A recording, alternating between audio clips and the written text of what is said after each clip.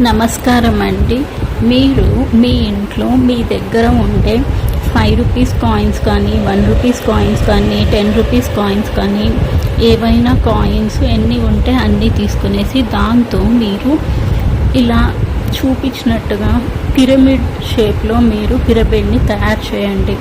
నేను మీకు చూపించడానికి ఇలా 50 పైస్ కాయిన్స్ తీసుకున్నాను. అలా మీరు పిరమిడ్ షేప్లో తయారు చేసి దాన్ని మీ ఇంట్లో నార్త్ సైడ్ లేదంటే నార్త్ ఈస్ట్ కార్నర్లో కానీ పెట్టండి.